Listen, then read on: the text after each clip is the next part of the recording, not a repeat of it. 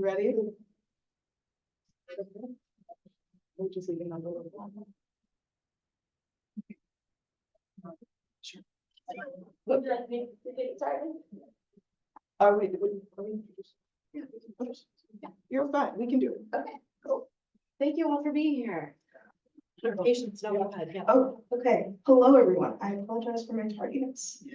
I am Monet Watson. I'm the archaeology grad student for the new project.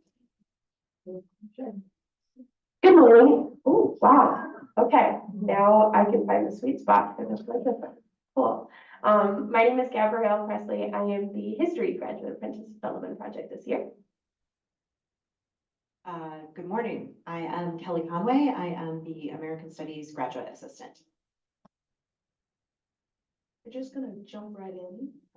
The general outline will be discussing our roles in the Monet project and how they impact us as individuals. We'll go in order, hopefully, and then you'll get to see some cool pictures. Does that sound good? Got it. So I am Monet Watson, as I previously stated.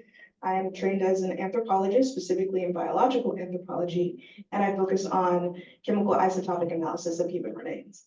But in order to be an anthropologist, you also have to know all the other fields, and one of those is archaeology. In my capacity as a Living Project scholar, my job is to make sure that the archive is relegated, understood, and put together. I basically go through all of our documents that pretty much create the foundation for the Living Project, put them in Excel, make sure they're all orderly so that we have something to look back on. And during this process, I learned that sometimes the minute things are also history makers as well. So things that you may not see as important truly are. Even just our name tags, can you imagine 1,000 years from now and they just have one of them? Then it will be much more significant than what we would think it would be today.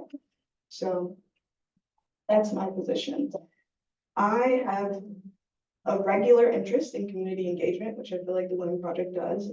Its job is to maintain William and Mary's ability to be accountable for their roles during slavery and their ownership of enslaved individuals. And part of anthropology that is actually burgeoning in my field is called community engagement. So when I do a research project on a particular population, I have to include someone from that population in the research, because that helps us understand cultural differences, as well as helps the community feel like they have a voice and are not just being used for research. When I was asked to work on the Living Project, I was like, amazing. I have the time, I have the interest, and I can see a tangible outcome to the work that is necessary in being a part of the William and Mary community. I usually, after doing the archive work, I also write articles about different things pertaining to Virginia history, concepts of race, identity. So one of them I wrote was about how, given the Racial Purity Act, it's difficult to ascertain whether an individual was simply non-white and non-Black, as opposed to just being non-white. So some individuals who may not have been Black were labeled as colored. And that adds another layer of complexity when you're dealing with historical records of individuals, especially when sometimes we only have a couple mentions of them. And I want to stress that my purpose here in the Living Project is one that is very meaningful for me, not only because I am a Black woman, but I'm also from California. So I did not know anything about Virginia history. I showed up, talked to the lady at the hotel, and I was like, what's there to do? And she was like, the founding of our country, Yorktown. And I was like, oh, anything else? Because I didn't understand. And now being on this side where the history is much deeper, in California, we go on field trips to Japan for gold. That's not as deep as it gets. So to be so close to a monumentous time in the formation of our identity as Americans is helpful and adds another side to myself that I would not have explored had I not come here. And of course, William and Mary is very well known for their history, which I'm sure we'll get to. And that aspect of life here is one that I appreciate, because I come from some place that doesn't necessarily have a deep history in that way. Though I do forget where I am sometimes when I see someone in like their outfit from working at Colonial Williamsburg. When I first got here, I saw a man on a moped and he looked like George Washington, and I was like, where am I moved?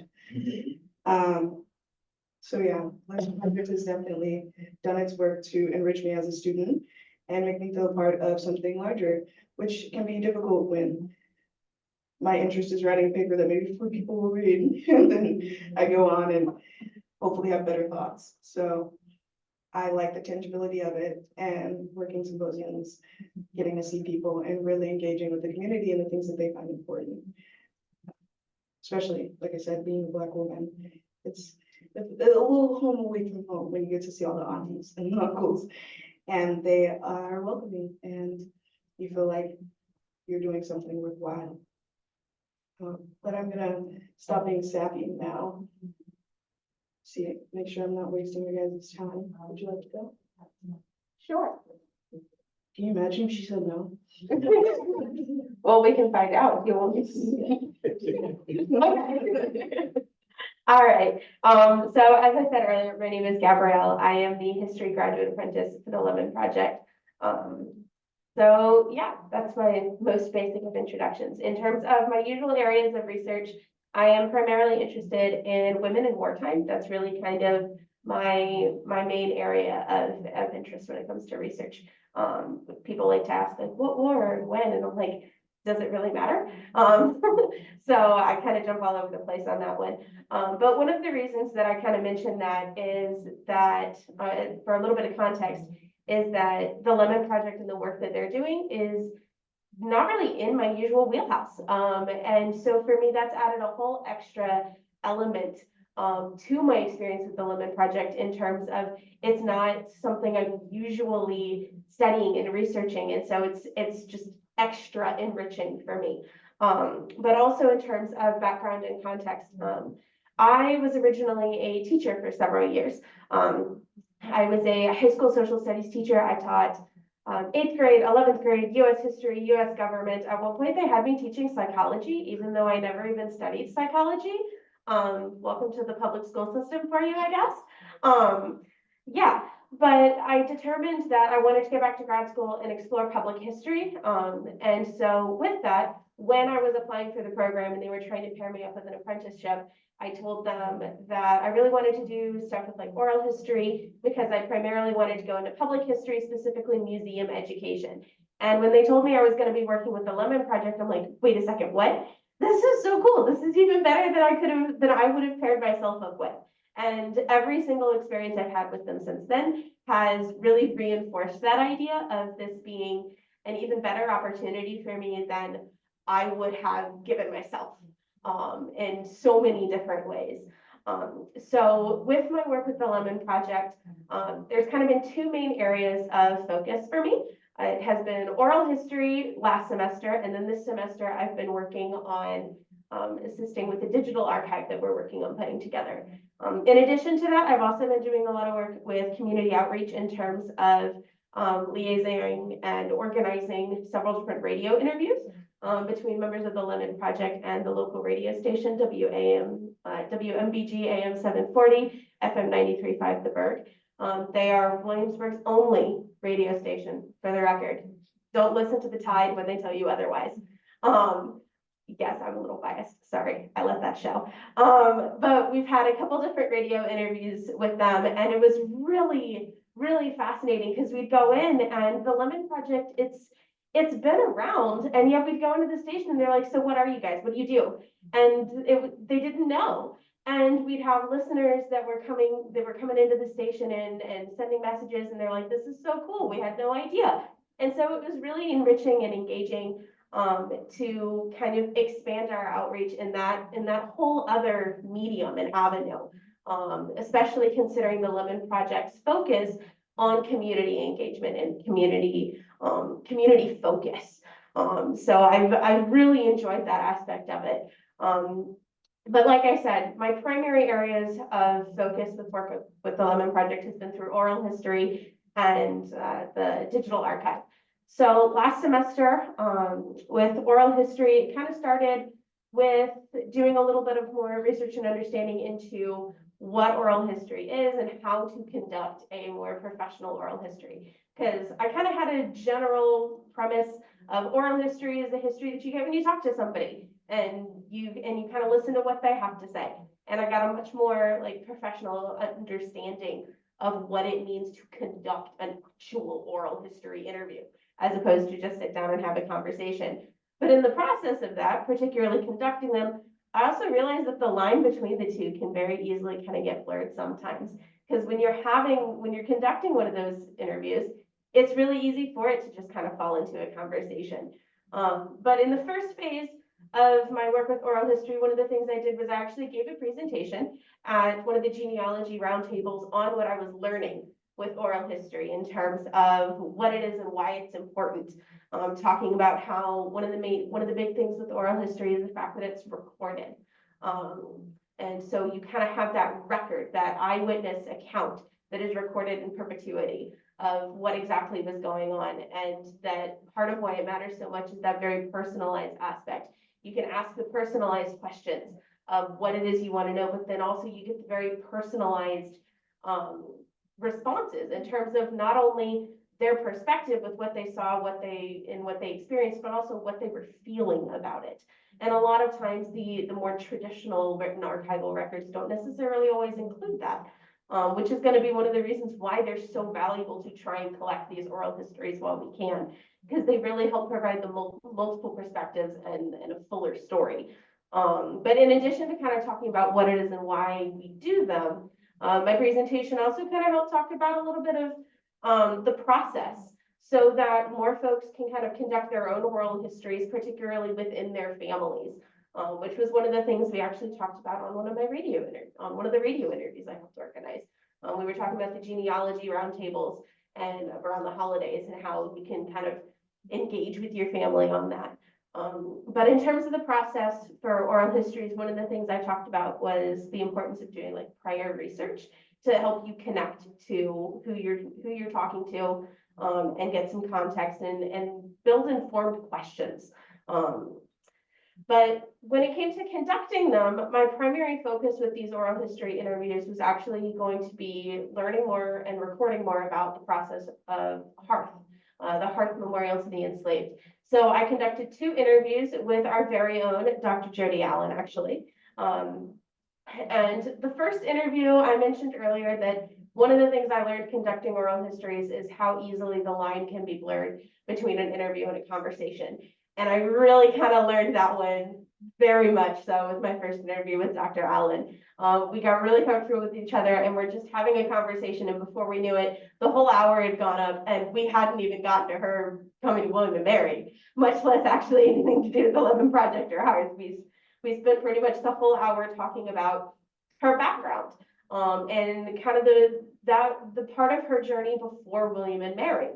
So we talked about her growing up in Hampton. We talked about some of the teachers that mentored her, some of the things that she had heard, such as like she originally didn't go into history because she had consistently been discouraged, saying that if you're going to do history, you better be a teacher. And if you don't want to be a teacher, then you need to find something other than history to do.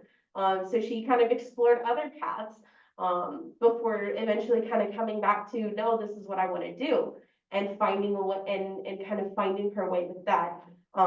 So it was a really enriching experience to have that conversation with her. And it was also really interesting because at one point, as we were getting started, she's like, I've never been on this side of the camera before. And it was kind of neat to think about how often the people that are like the historians and the people that are doing the history and whatnot, oftentimes aren't the ones who like are going to be on the other side of the camera, but they have so much to add on both sides.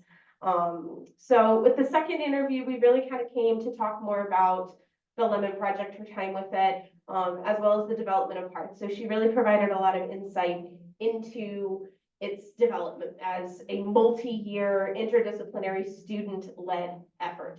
The students were the ones who were really calling for it from the very beginning. They were very involved with its development all the way through. They kind of helped come up with the 3 very specific requirements for it. And they were literally involved in every step of the process, which was one of the things that I thought was really, really cool and meaningful. They knew it had to be on the historic campus. It had to include the names of the enslaved individuals that they had found. It had to include space for more names to be included as the research continued. And they insisted that it was an idea competition as opposed to a more traditional call for proposals. So these were all hurdles that they kind of had to overcome with the college and the community in order to make it happen. But these were things that the students knew were important to this memorial. So they made a point of making them happen. But she also talked a little bit about the meaning of hearth in terms of the designer's intention behind the name and the design, with hearth being both a place of toil and a place of home. And so it really kind of encompassing so many different aspects of that. But through these interviews, she really came to provide a behind the scenes look at the journey to creating the hearth, the journey to create the Lemon Project into what it is now, both as a project and a memorial, but also the people behind it, which was really interesting because the people behind it are the ones that are really driving it. And like her whole career as a historian has been connected to the Lemon Project. So hearing her story with that, it was a really fascinating experience. And then this semester, I've been working on helping to create a digital archive. So I don't know how many of you are familiar with the Bray School and the Bray School Lab, but they have a website where they go through and they're working on sharing a lot of the sources they've found. And so we're actually working on compiling a similar website, a similar digital archive, where you can go and see some of the sources that we've found that include the names of the individuals on the Hearth Memorial and such. So that's one of the things I've been working on this semester. It's a new endeavor. I don't know how long it's going to take. Don't ask me when it's done. I don't know. I just know I've been working on it. But so far, I've been looking through like the faculty minutes books in particular and identifying the digital files that the names of the individuals have been found on. So like we have records of which books they were found in. So I've been tying those records to the digital files so we know which ones to upload to the archive when we get to that stage.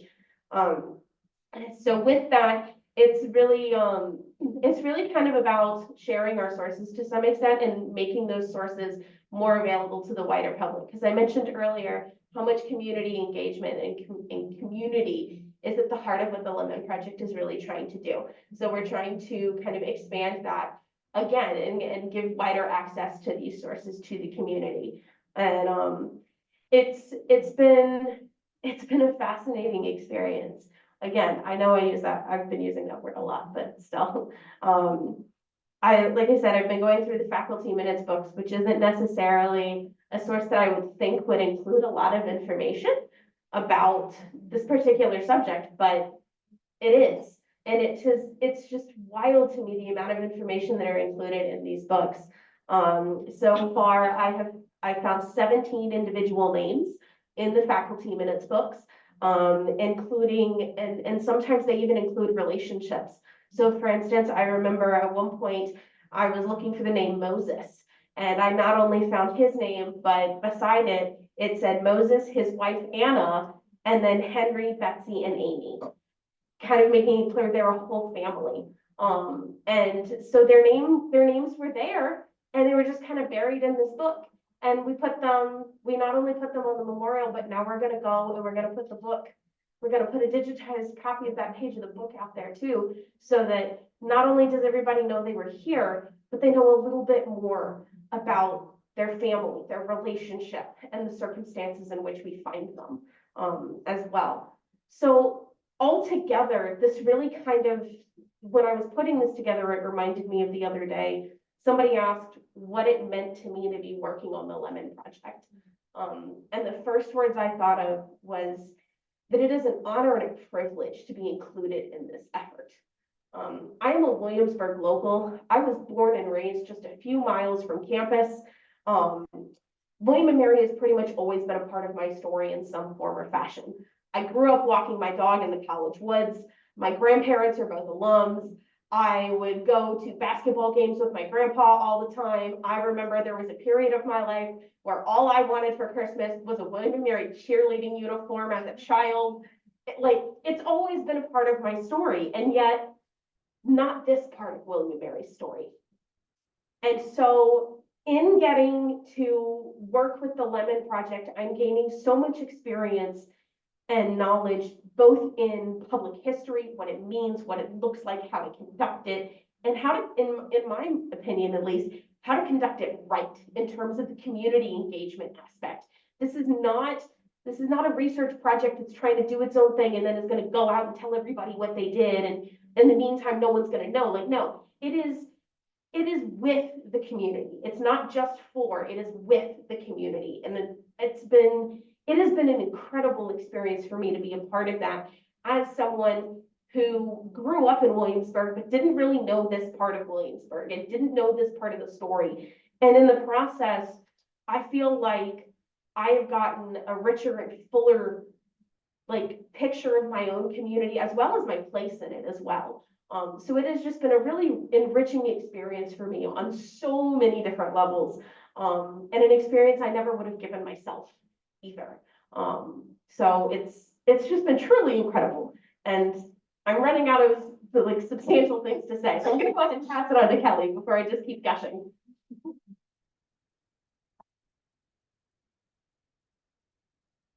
So again, I'm Kelly Conway. My role on the Lemon Project this year is Lemon Project Society Advisor. And so I'd like to introduce first the Lemon Project Society, and then I'll talk a little bit more about my background and how working on the Lemon Project has related to my research and for me professionally and personally.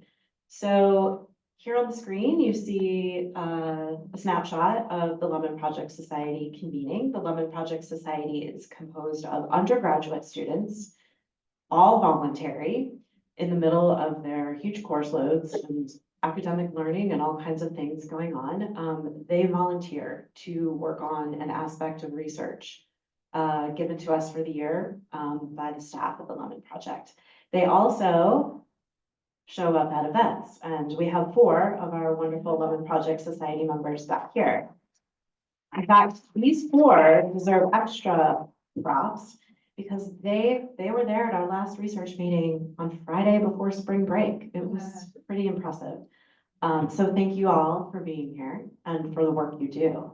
Our other members, we have 11 great students, and they're composed, a little demographic profile of them. We have 2 freshmen and 5 sophomores, 2 juniors and 2 seniors. So I'm hoping that we'll have a lot of folks return next year and throughout the rest of their academic career here at William & Mary. And I think that gives them a potential opportunity to build on the project that we've started this year, and we'll get to completion so we can take it to the next phase. The students are represented, they have various majors. They are history students, they are art history and anthropology students. They are also government students and business and data science. So they bring a lot of different skill sets and perspectives to the table when we convene. And also, it's really nice when working on Excel spreadsheets as well as historical research. It's really good to share that skill set, I think, with each other and with me. So I appreciate that diversity of different departmental focus.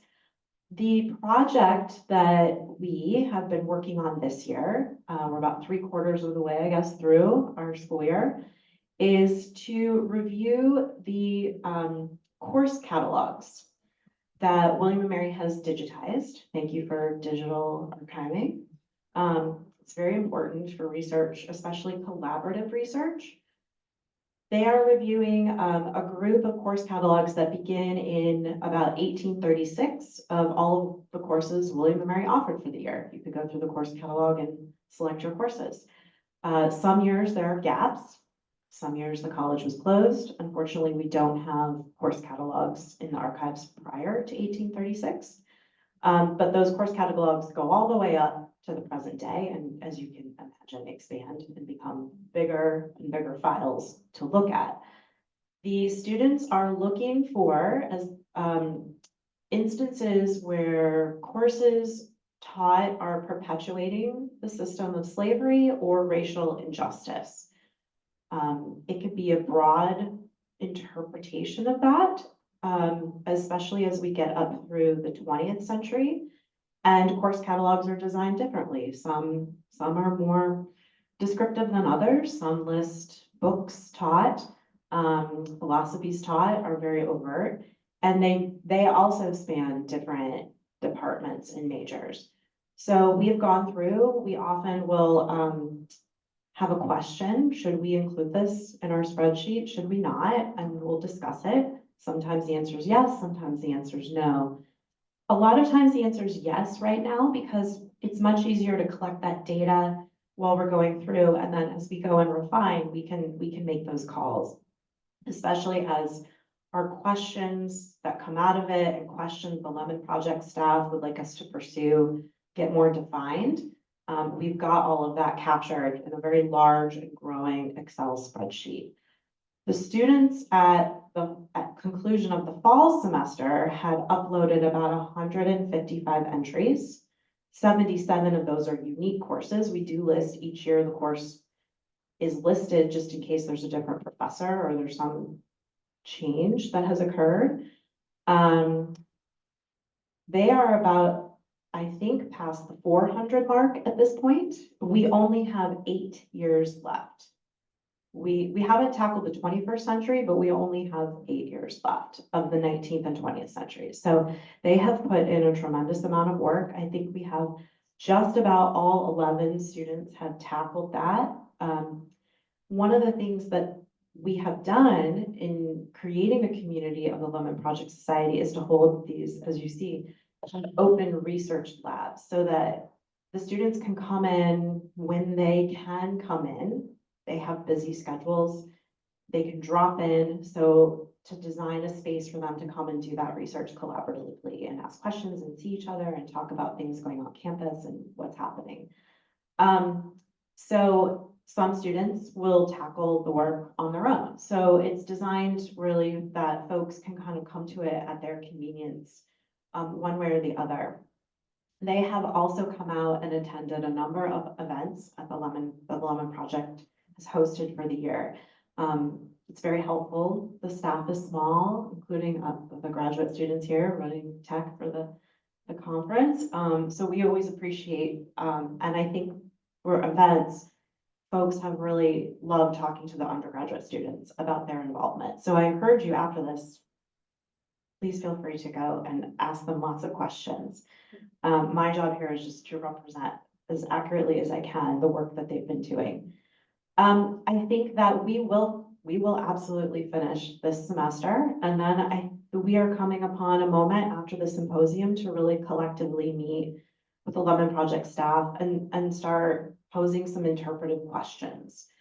I think there's a lot of ways that the project could go. The students have expressed a really interest and desire to know, do any specific course syllabi exist in the archives that we could find out more? We're often left wanting to know more about the course or what was taught.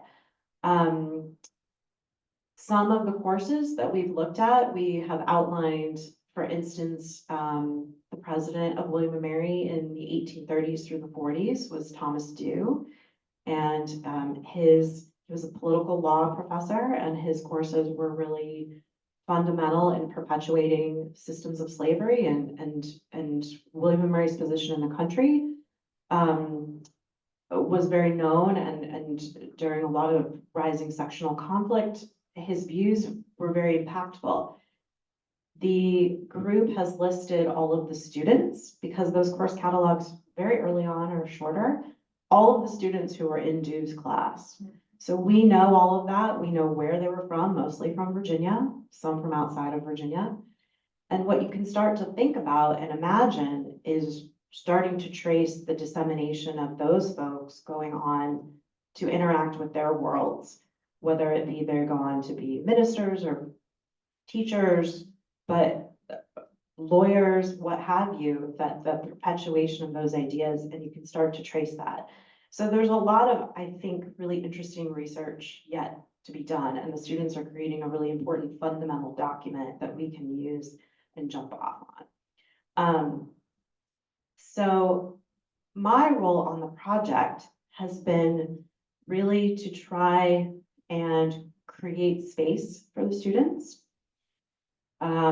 Trying to be agile in that as we've gone along. Spring semester is often busier, so how do we keep things balanced for the students? This is voluntary, it is not a course, and yet keep them interested, hopefully inspired, and motivated. And so how to provide things as much a framework for them to do that research, to learn about doing research, as well as the content.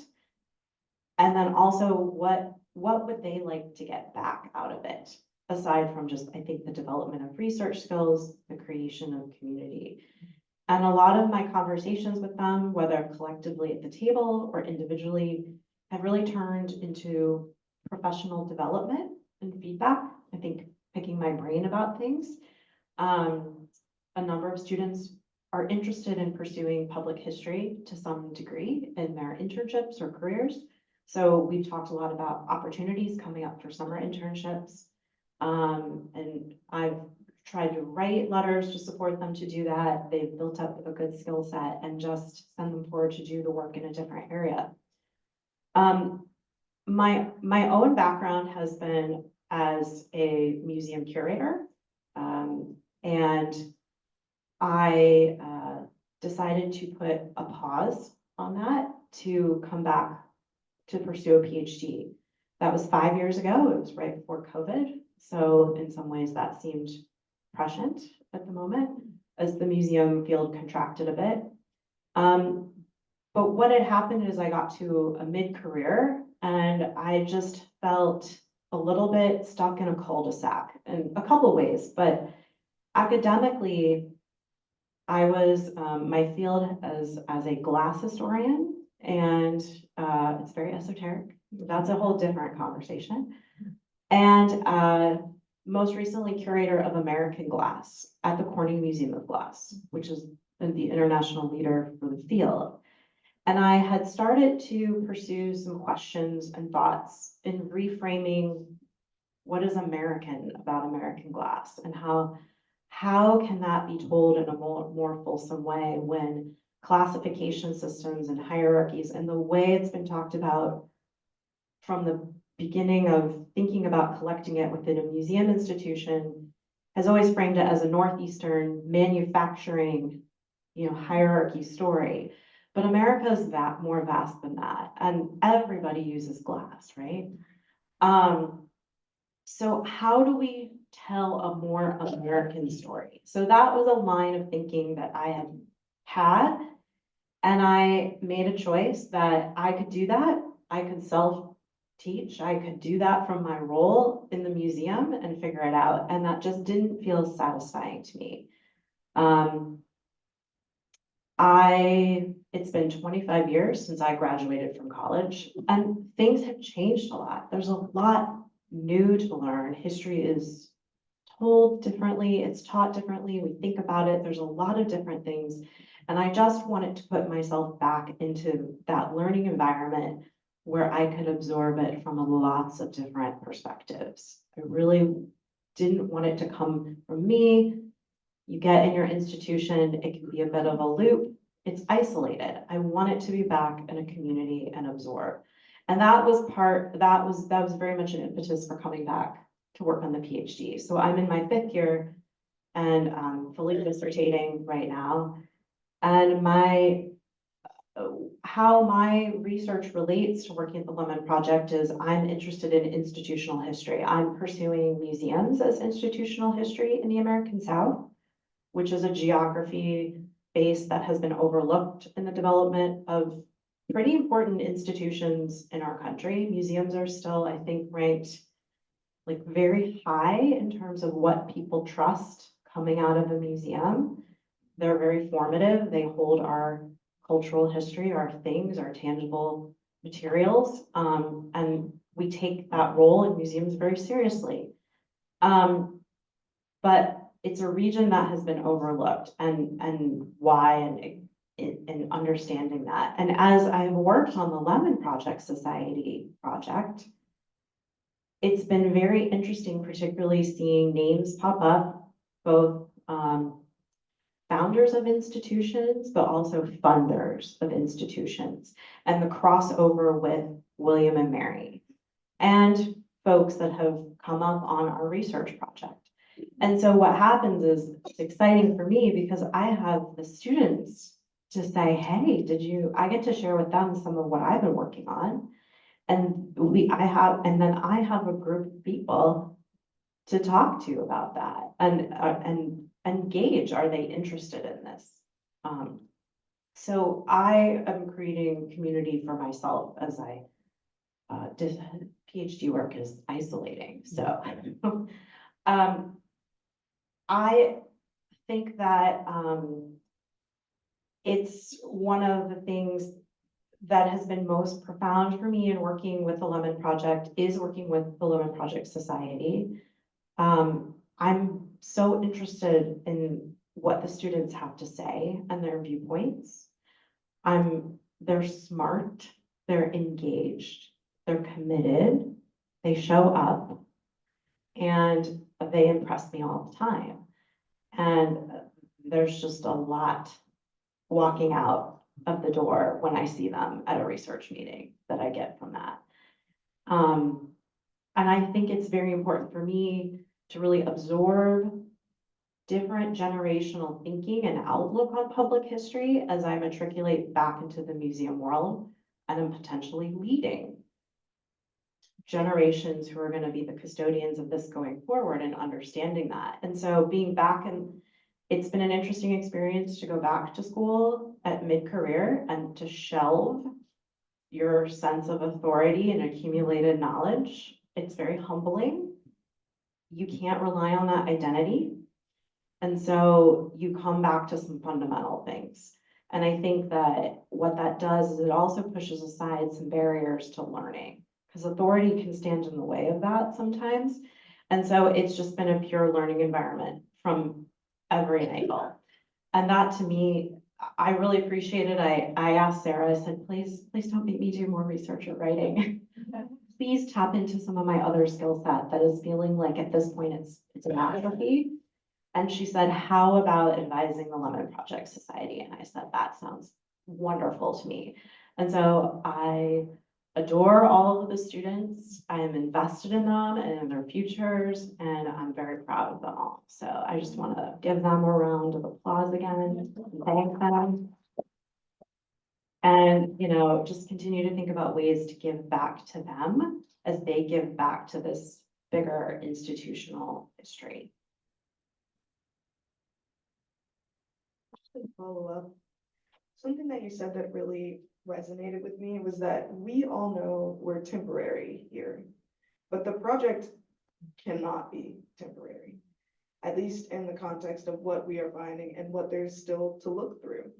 So our approaches, let me know if I'm wrong, as graduate students are ones of, we need to do the best we can with what we have right now so that we can set up the people in the future to continue on this work. Because deconstructing a respected institution's, what's that called? Reputation, when it is so fraught with very tender subjects in American society, is not something you can just do while you're here getting your PhD or as an undergrad. So it's constantly working to ensure that what we're doing can be carried over, can be understood and carried over. Lord knows those Excel sheets have to be very, very specific in order for someone else to come in and continue to do the work. And I think that's kind of what makes it different than a lot of projects that we've worked on, is that there is no finite, the goal is not something that we know we can achieve in our lifetime. Yeah, so thank you, guys. Do you have any questions for us? Well, no, I can't. Just in case there's folks online. Yeah. I'm getting over laryngitis too, so I probably shouldn't be shouting. Thank you for this. This is really great. My name is Jenny Putzi, and I'm a professor in English and gender studies here at the college. So that's sort of where my questions are coming from. Kelly, I wanted to say one other source for your students might be diaries. I work on 19th century African-American women's diaries. But I've had students transcribe particularly one diary, but I know there are others by William and Mary students. And so I've worked with a diary, a woman named Marjetta Hirsch Doyle. And there's a website with just 1 year of her diary during World War II, but she kept a diary all 4 years and goes into great detail about her classes. And there's one incident in the 2nd year of her diary that my class really had to wrestle with, where she dresses in blackface for a sorority get together, a sorority party. And so, you know, I know she talks about classes there. And particularly during World War II, they were having a lot of sort of war-related classes, which you might be interested in. But I know there are other, I know Martha Barksdale has a diary, at least 1 year. So there might be others that talk about courses in more detail.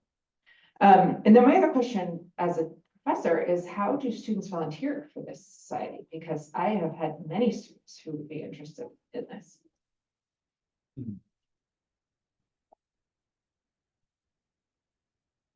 That is a very timely question, so I thank you because it allows me to make a pitch to the students back here. We will have an open spring application that will be posted very shortly. We were kind of waiting. It is posted right now. It is posted right now on the Lemon Project's website. And so we will probably go through that before the conclusion of the school year and make, you know, our selections and of applications of who wants to work on the project next year. I'm hoping, because it looks like I'm going to be tipping into the 6th year, to be working with the project again. That's ultimately up to my department, but it would be nice from a sense of continuity to continue. So I hope some of our students this year continue, and then we'll hopefully have a growing body of students to contribute next year. So give me more work to do. That would be good.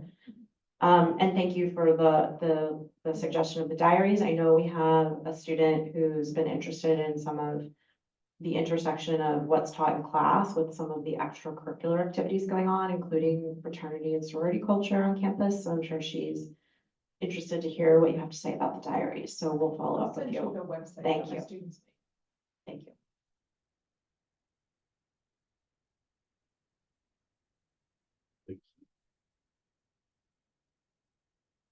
So I've been at the Lemon Project symposiums and when this was all being thought about from the beginning. I hope that through your looking at documents and all that, and the research you've done and the research you've done with Jody, is that you look from the very beginning and also write that down and put that someplace, because this project, Bobbing was, and he's on the art memorial, where it came from. Get the stories while you can, because this has been an incredible project, and watching it grow and seeing that it's still here. And also the other thing is the students that come from the project, where you all go, what you all become and how you contribute to this whole movement is really, really powerful. And I also, then I look around and I go, look at all the women that are given the history now. Our history books have been mostly comprised of men's and white men's perspective of these stories. And so it's really inspiring to see that women have a voice in it. So I'm all Lemon Project, and I've seen a lot of amazing students come out of this thing that have gone and done great things. Hi, James. Well, you're right, James O'Neill.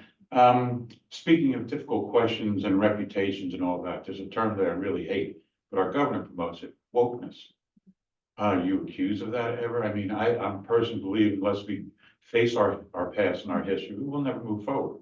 But that's a big term in politics now. Have you heard that against your your work or? I would say for me, no, but it's because I surround myself with people who don't necessarily have those opinions.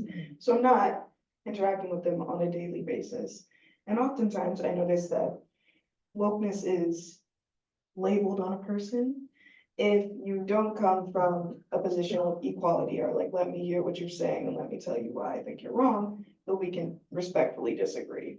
So sometimes, yes, but never in the context of the Women Project.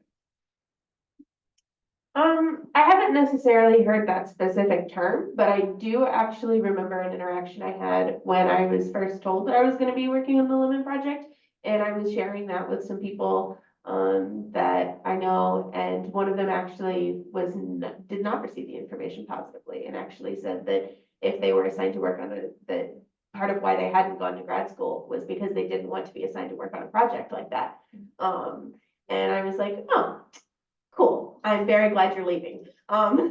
Because they've reacted very negatively anytime I've said anything about the Lemon Project and the work I'm doing, which was really disappointing to me. So they haven't used that exact word, but I have gotten that reaction a little bit, which was really disappointing. And it's also kind of forced me to stretch my own vocabulary a little bit in terms of explaining why it's so meaningful to me, regardless of their reaction. And when I've done that, it's been very positively received by other people in the conversation space, about like, they're really happy for me and they really think it's important work and they're really proud of it, which has been really nice. So I haven't encountered any of that type of language or conversation. I will say, my nature is more diplomatic, and my career training has also pushed me into that in terms of dealing with a lot of constituents, collectors, donors, scholars, general museum goers. You think about audience in as broad of a way as possible and try to create connections despite those sorts of political viewpoints. Now, despite or because or whatever that word is.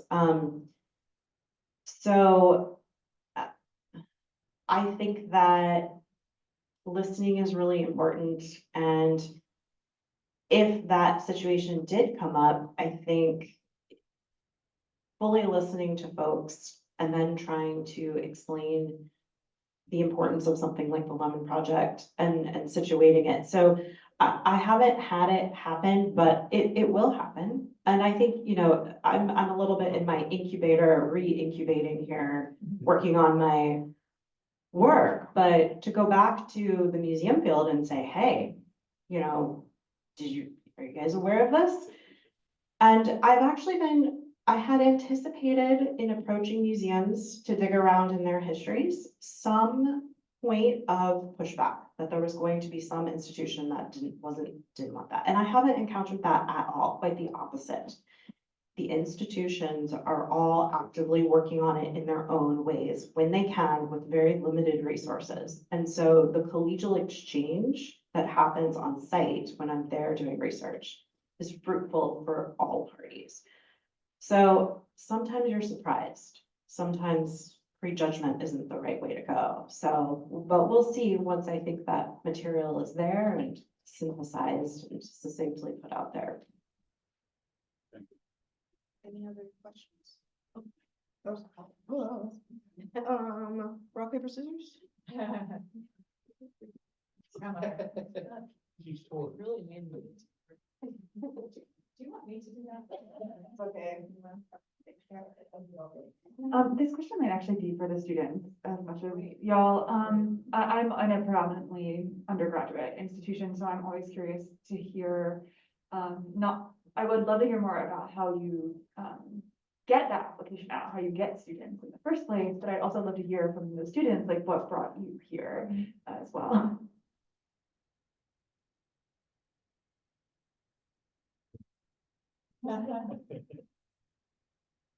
So I am actually a freshman and I joined this past fall. And so when I was still in high school, there was a program I did at UVA that was very similar in looking into the legacy of slavery and segregation at UVA. And that really sparked my interest. So coming into college, I knew that this was something I wanted to get involved in. And so I knew about the Lemon Project. So I went looking for a student kind of organization. And that's how I found the Lemon Project Society. And then I applied to join and joined this fall.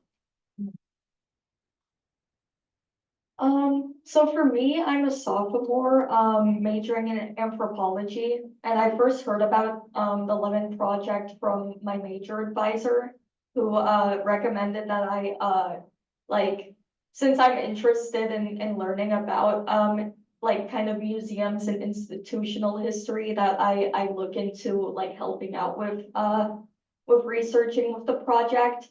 Initially, I did this branch out alternative break with the Lemon Project over winter break. And that gave me a better idea of what the program was all about. And that got me to apply. And now I'm really interested in kind of looking at the history of different courses. I've learned a lot about like my own department, just some really interesting things about like the history of anthropology as an academic field at William and Mary, and kind of its relationship with like sociology and other like other departments that focus on kind of like culture and history. So yeah. Hi, I'm Adriana. I'm a junior, so I guess it's kind of going in order, but I'm an English major, and I think the first 2 years I was at William and Mary, I was really having not a hard time, but a challenging time trying to navigate a place on campus in which I felt, I guess valued and genuinely valued. I'm still trying to find my place, but it's been hard, but and it's not to say like I love the community here, I really do, and the people I've met are amazing. But I think going into my junior year, I had concluded that it was time to kind of reconstruct my perspective to something that I really did feel was valuable to myself as a mixed race student, and something that I really felt that I would feel the impact from, not even artificially, like I would be directly involved in. And so that was kind of my motivation. And so I applied, I guess in September of 2023. And yeah, I was very excited when I heard back. And it has been, even being here, like, and being present, it's kind of an unparalleled feeling, like, oh, I'm doing something that means a lot to so many people, and that attracts such a diverse group of people that are all interested in something so important. So yeah, it's been really powerful, and I'm really happy to be here. Good. Hello, I'm a sophomore, history, anthropology, double major. I joined the Lemon Project mainly, I first learned about it in high school, mainly with, I just found it interesting that the institution even took the time to research the people that they enslaved, or even the enslaved people that the students had brought with them to college. I came to the symposium last year, and it really convinced me to join it, because I just saw, just as my peers have mentioned, just how much this means to people, and just the need to uplift and expose these stories that have long been hidden. And as a Black man, I feel like I need to contribute in any means necessary to help educate the public and involve the community with telling their stories. Well, I also plan to study Black history in grad school, and maybe help contribute to research for museums or public history or any agency that needs it to further uplift and expose these stories that have been overlooked throughout history, to just provide a more inclusive and a more accurate depiction of Virginia history, Williamsburg history, and also for American history.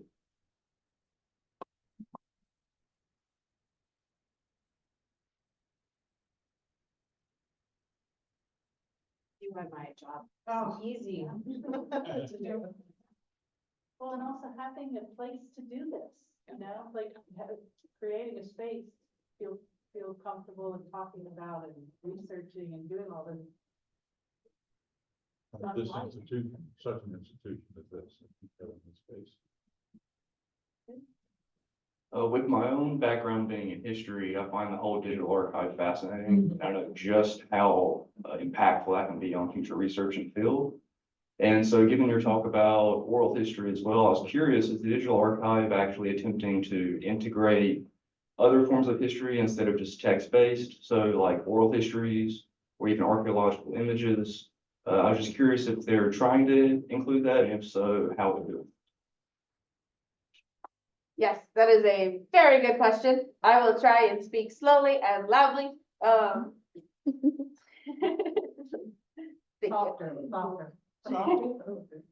you. Lower?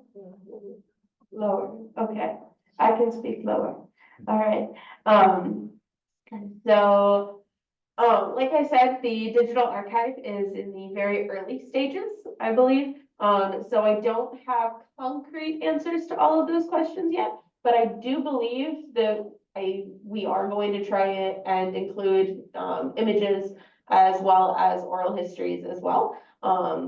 So I don't know exactly how we're going to go about this, just like I don't necessarily know the timeline for it all. But I do believe we're going to try and include the text-based sources that we got the names for heart from, as well as different images and some of the oral histories we've conducted as well. I think they're all going to be on that archive in different spaces. Okay, guys, thank you so much for engaging with us and listening to us today. I appreciate it. I guess it's on to the next panel. Lunch. Oh, the panel of lunch.